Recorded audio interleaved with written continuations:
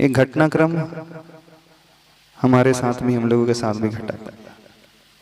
बड़ा विशेष घटनाक्रम था। ये बात 2009 की, जब ग्रीष्म काल का प्रवास बड़े बाबा के चरणों में था, कुंडलपुर में। उस समय संघ में हम थे और भी बहुत सारे महाराज जी थे।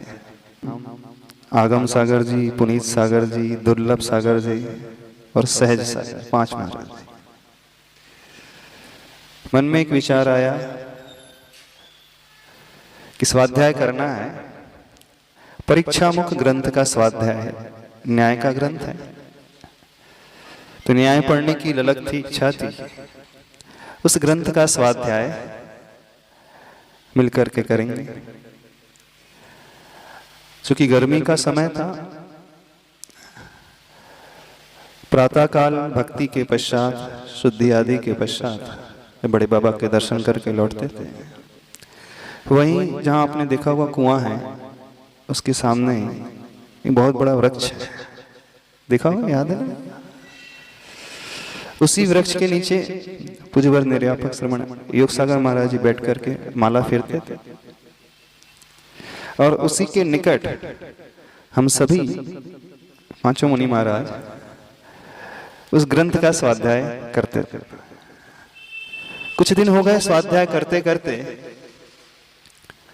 तो पूज्यवर योग सागर महाराज जी ने पूछा, आप लोग इस न्याय ग्रंथ का स्वाध्याय कर रहे हो, बहुत अच्छी बात है, स्वाध्याय करना कोई बुरी बात नहीं होती, पर एक बात बताओ, आप लोगों ने आचार्य प्रवर से पूछा भी कि नहीं पूछा, कि बिना पूछे ही अपने आप ही शुरू कर दिया?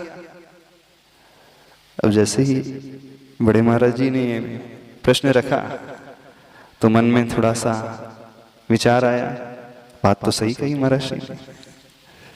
हम लोगों ने आचार्य भगवान से तो पूछा था ही नहीं। क्यों नहीं पूछा था, उसका कारण भी हम बता देते। क्योंकि डर लग रहा था कि गुरुवर कहीं मना ना कर दे, क्योंकि गुरुवर की एक बहुत बड़ी विशेषता है। गुरुवर ये कहते हैं, बड़ों से अध्ययन करना चाहिए, बड़ों से शिक्षण ग्रहण होना चाहिए। साधर्मी लोग आपस में एकदम से बैठ कर के अध्ययन ना करें, क्योंकि गहराई की कमी होती है। और जब गहराई की कमी होती है, 5 लोग 8 लोग मिलकर के कुछ पढ़ेंगे तो सबका ज्ञान भी उतना होता नहीं है, समझ भी उतनी नहीं होती है। सब अपने अपने बुद्धि के अनुसार कुछ अर्थ अलग अलग निकाल सकते हैं। जब अपनी अपनी बुद्धि आ जाती है, अर्थ भिन्न भिन्न निकलने लगते हैं अथवा मत एक जैसे मैच नहीं करते हैं, तो एक सबसे बड़ा ड्रॉबैक होने की संभावना रहती है। जब आपके विचार किसी और से न मिले तो क्या हो जाता है, आप अपनी बात पर कायम रहते कि नहीं, मैं बिल्कुल सही कह रहा हूं, हमारी दृष्टि में इसका अर्थ ऐसा ही है। अब दूसरा व्यक्ति है, वो भी समझदारी तो रहता है, वो कहता कि नहीं, हमारी दृष्टि में इसका अर्थ ऐसा है। अब 4 लोग मिल रहे हैं, 4 लोग मिलकर के कुछ पढ़ रहे हैं, तो कई प्रसंग ऐसे आ सकते हैं, क्योंकि विषय क्लिष्ट होता है, कठिन होता है, तो एकदम से सबको समझ में ना आए और सबके point of view different different हो सकते हैं। और ऐसी कंडीशन यदि निर्मित हो जाती है, तो फिर जो उद्देश्य स्वाध्याय का होना चाहिए वो उद्देश्य तो रहेगा नहीं। उद्देश्य क्या रहता है स्वाध्याय का, पता है आप लोगों को? हाँ, ज्ञान का विकास ही नहीं, ज्ञान का विकास तो बहुत छोटा उद्देश्य होता है। राग और द्वेष की हानि। क्या स्वाध्याय का उद्देश्य होता है? समता की प्राप्ति। हानोपादान उपेक्षाश्च फलम ज्ञानस। ज्ञान का फल क्या हो? हान, उपादान और उपेक्षा। यानी हमारे भीतर राग द्वेष की हानि होना चाहिए, हमारे भीतर कुछ बढ़ना चाहिए। क्या बढ़ना चाहिए? जो ज्ञान है, समझ है, विवेक है, अच्छी बातें हैं, उसका विकास होना चाहिए। और तीसरी स्टेज आती है उपेक्षा। उपेक्षा मीन्स एकदम माध्यस्थ भाव, समता का भाव, पूर्ण अध्यात्म का भाव। यानी निर्विकल्प रहने की जो साधना होती है वो किससे प्राप्त होती है? स्वाध्याय से, ज्ञान से। अब स्वाध्याय अपन पढ़ कर रहे हैं और स्वाध्याय को लेकर ही यदि एक दूसरे में मनमुटाव हो जाए तो फिर तो उल्टा रिएक्शन हो जाएगा। तो फल ना निकल करके उसका क्या निकल गया? दुष्फल निकल जाता है। तो ये संभावना बनी रहती है। देखना आचार्य भगवान की बहुत बड़ी दूरदृष्टि रहती है, जो हम लोग नहीं सोच सकते हैं, सामान्य व्यक्ति नहीं सोच सकता है, वो बातें आचार्य भगवान गहराई से सोच लेते हैं। यानी आचार्य भगवान वहां का देख लेते हैं जहां तक हमारी नजर जाती ही नहीं। आचार्य भगवान इतना दूर का देख लेते हैं। तो ये दूरदृष्टि का परिणाम है, गुरुवर का, उनकी दृष्टि का परिणाम है कि वे कभी भी इस प्रकार से कोई भी कदम उठाने के पूर्व पहले कई बार सोचते हैं, विचारते हैं, फिर उसका निर्णय करते हैं क्या करना चाहिए, क्या नहीं करना चाहिए। और शिष्यों को चलाना हो, संघ का संचालन जब करना हो, तो उसमें और प्रवीणता की आवश्यकता, एक्सपर्टीज की आवश्यकता होती है। हर किसी के बस की बात नहीं होती है कि वो इतने बड़े समूह को संचालित कर ले। घर में माता पिता अपने 2 बेटों को नहीं संभाल पाते। हाँ? 2 पुत्र होते हैं, 2 बच्चे होते हैं, दोनों भिन्न भिन्न दिशाओं में निकल जाते हैं।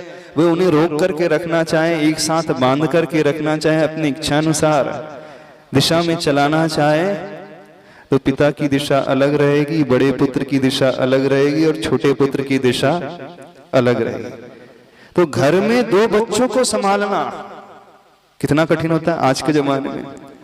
और एक स्थिति वह है जब हजारों लोगों को मैनेज करना। वे दोनों बच्चे आपके ही वंश और आपके ही अंश, आप ही का खून उनमें है। देखना, आप ही से उनकी उत्पत्ति हुई है, जीन्स भी आपके द्वारा, ब्लड भी आपके द्वारा, सब कुछ आपके द्वारा। आप उन्हें कंट्रोल नहीं कर पाते हैं और किसी संघ को चलाना, इतने सारे लोगों को चलाना जो भिन्न भिन्न दिशाओं से, भिन्न भिन्न प्रांतों से, भिन्न भिन्न भाषा को बोलने वाले, भिन्न भिन्न परिस्थितियों से भिन्न भिन्न ज्ञान को रखने वाले, भिन्न भिन्न अमीरी गरीबी को रखने वाले सभी प्रकार के लोग आते हैं। अब उनको मैनेज करना सबसे मोस्ट डिफिकल्ट टास्क होता है दुनिया का, होता है कि नहीं? इससे बड़ा कार्य, इससे बड़ा कार्य दुनिया में हो ही नहीं सकता, क्योंकि सबको सेटिस्फाइड करना और सही रास्ते पर लगाते हुए आगे बढ़ाना। तो जिसके भीतर ये क्षमता होती है वही गुरु कहलाता है। जिसकी सोच इतनी गहरी होती है, जिसका दृष्टिकोण इस प्रकार का होता है, वही व्यक्तित्व जो है बहुत ऊंचाई तक पहुंच पाता है। तो आचार्य भगवान की दृष्टि इस मामले में बहुत ज्यादा है। तो इस कारण आचार्य भगवान कहते हैं स्वाध्याय करना बहुत अच्छी बात है, उसमें कोई बुराई नहीं है, लेकिन ये देखना कहीं मनमुटाव तो ना हो जाए। इस कारण आचार्य भगवान जनरली परमिशन नहीं देते। पढ़ना है तो अपने बड़ों से पढ़ो, जो उस कैपेबिलिटी को रखता है, जो वो निर्देश देगा, जो वो संकेत देगा, उसमें हमारे मन में कोई क्वेश्चन रेज ही नहीं होगा, प्रश्न नहीं उठेगा, हम उसे सहजता से स्वीकार कर लेंगे। एक सबसे बड़ा डर यही था, मन की बात बता रहे हैं। इसी कारण हम सभी मुनि महाराजों ने चला करके आचार्य भगवान से पूछा नहीं कि हमें स्वाध्याय करना है। जब पूज्यवर योग सागर महाराज जी ने हम लोगों से कहा, तो हम लोगों ने कहा नहीं, हम लोगों ने तो आचार्य भगवान से परमिशन ली ही नहीं, हम लोग ऐसे ही स्वाध्याय करने बैठ गए। तो महाराज जी ने बहुत अच्छे से आत्मीयता से हम लोगों को समझाया, देखो ऐसा नहीं, जाओ गुरुवर से पहले पूछो, फिर जैसे गुरुवर कहे उसके अनुसार करना, बहुत अच्छे से पढ़ना, और आशीर्वाद और मिल जाएगा तो और अच्छे से ज्ञान प्राप्त हो जाएगा। अब हम लोग आचार्य भगवान के पास गए, दोपहर का वक्त था, सामायिक के पश्चात गर्मी का समय था। तो आचार्य भगवान छोटे से कमरे में, तखत के ऊपर नहीं, छोटे से, वहां जब सामायिक करते थे गर्मी में, तो वहां मिट्टी की टाइल्स लगी थी। यदि आपने पुराना संत निवास देखा हो, ज्ञान साधना केंद्र देखा हो, जो फ्लोरिंग थी माटी वाली टाइल्स की थी। तो गर्मी के समय में आचार्य भगवान पाटी पर न बैठ करके टाइल्स पर भी बैठ कर नहीं, जमीन पर बैठ करके सामायिक कर लेते थे, क्योंकि पसीना बहुत आता था। तो आचार्य भगवान कई बार ऐसा करते थे। लेकिन उस दिन ऊपर बैठे हुए थे, हम लोग पहुंचे, थोड़ा मन में विकल्प तो था ही। आचार्य भगवान से निवेदन किया कि आचार्य भगवान, हम लोग परीक्षा मोक्ष ग्रंथ का स्वाध्याय कर रहे हैं। महाराज जी वहीं बैठे थे, हम लोगों ने आपसे पहले पूछा नहीं। महाराज जी ने हम लोगों को निर्देश किया कि जाओ गुरुवर से पूछ करके आओ, आज्ञा लो, आशीर्वाद ग्रहण करो, फिर अच्छे से पढ़ो। तो मन में थोड़ा सा डर तो था, डरते डरते गुरुवर से निवेदन किया। गुरुवर ने जानते हो क्या कहा? उस समय जो शिक्षा दी थोड़ी डांट करके,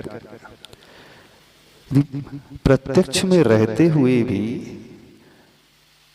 आप लोग बिना पूछे कर लोगे, बिना पीछे स्वाध्याय कर लोगे, तो फिर परोक्ष में क्या होगा?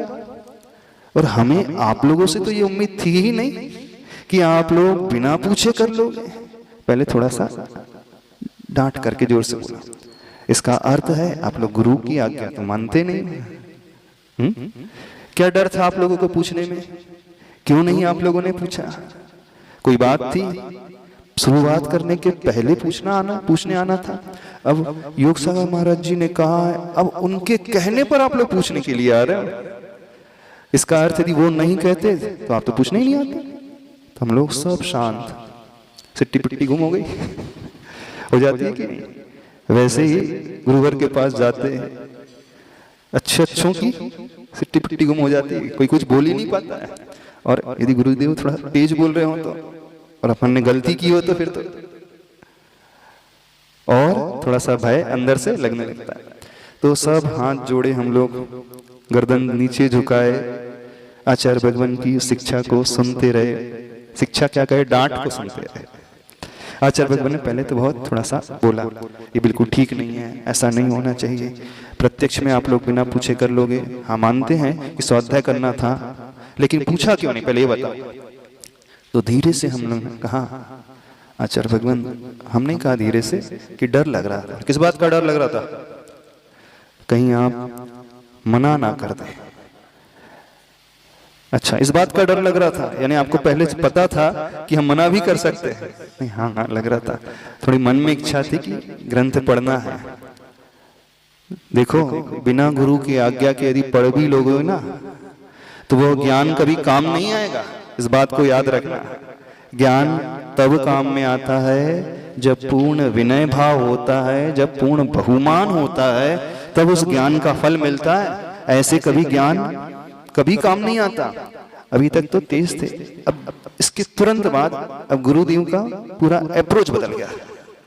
अभी तक गर्म पट्टी चल रही थी, थोड़ी देर तक गुरुदेव ने बहुत तेज आवाज में बोला, फिर जैसे देखा पांचों लोग एकदम सहम से गए हैं, डर से गए। भले ही आज्ञा का उल्लंघन किया था, लेकिन कार्य गलत तो नहीं किया था। अब आचार्य भगवान ने ठंडी पट्टी शुरू करना शुरू किया। अब बहुत पोलाइटली धीरे धीरे समझाने लगे, देखो यदि विनय सहित पूछते, पहले आकर के पूछते तो कितना अच्छा होता। फिर आचार्य भगवान ने एक दृष्टांत सुनाया।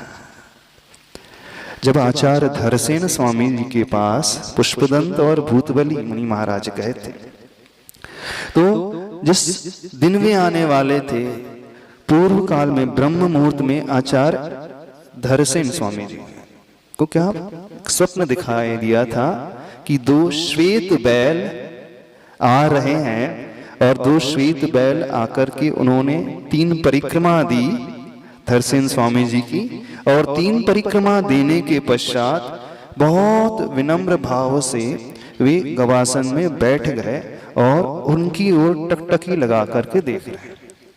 बस जैसे ही उन्होंने सपना देखा, उनकी निद्रा चली गई, और उठते ही उनके मुख से जानते हो सबसे पहले क्या शब्द निकला था? जयदु सुध देवता।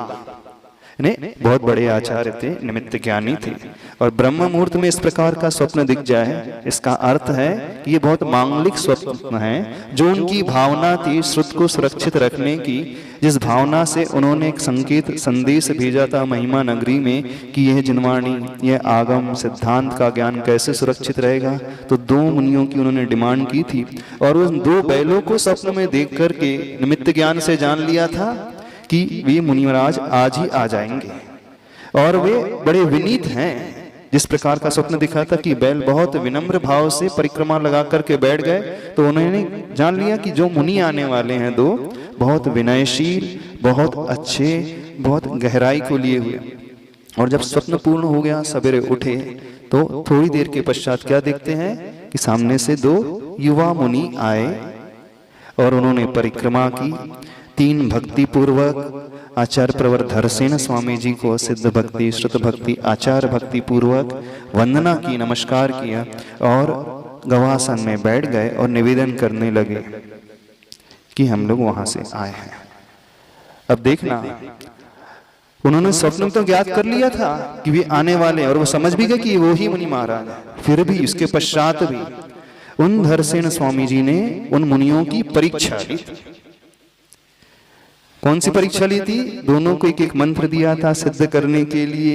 एक में एक अक्षर अधिक था, एक में एक अक्षर कम था। एक को अधिक दांत वाली देवी सिद्ध हो गई, जिसमें अक्षर कम था, कानी देवी सिद्ध हो गई। उन्होंने अपने ज्ञान से जान लिया मंत्र में जरूर कोई कमी है, मंत्र को सुधारा, फिर सुधार करके पुनः सिद्धि की। फिर सही रूप वाली वो देवियां प्रकट हुई और जाकर के निवेदन किया गुरुवर से कि पूरी घटनाक्रम कि ऐसा ऐसा हुआ।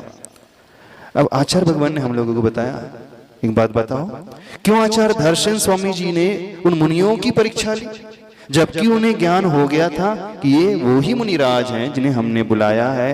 स्वप्न में भी पता चल गया था ये वो ही आ रहे हैं, फिर भी परीक्षा क्यों ली?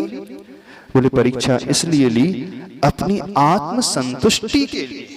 हम जानते हैं कि सही है, लेकिन आत्म संतुष्टि के लिए उनकी परीक्षा ली जाती है और देखा जाता है कि कितने विनयशील हैं, कितने अच्छे से गहराई को लिए हुए हैं। यानी जब सब कुछ सत्य था, पता था, फिर भी उन्होंने परीक्षा ली। तो ये उन मुनियों की, पुष्पदंत और भूतबली मुनियों का समर्पण देखो, उनका विनय भाव देखो। वह विनय भाव के द्वारा उन्होंने उस सिद्धांत के ज्ञान को अर्जित किया था जो सठखंडागम के नाम से जाना जाता है। तो आचार्य भगवान ने पूरा घटनाक्रम बहुत विस्तार से, लगभग 1.25 घंटे तक, छोटी सी बात थी, सिर्फ हम पूछने के लिए गए थे, 1.25 घंटे तक आचार्य भगवान ठंडी पट्टी करते रहे। 5 मिनट तो उन्होंने थोड़े से कठोर शब्द में, फिर जब देखा कि स्थिति थोड़ी ऐसी हो रही, इतने विनम्र भाव से, इतने पोलाइटली, इतने अच्छे से समझाया। एक माँ भी अपने बेटे को क्या समझाती,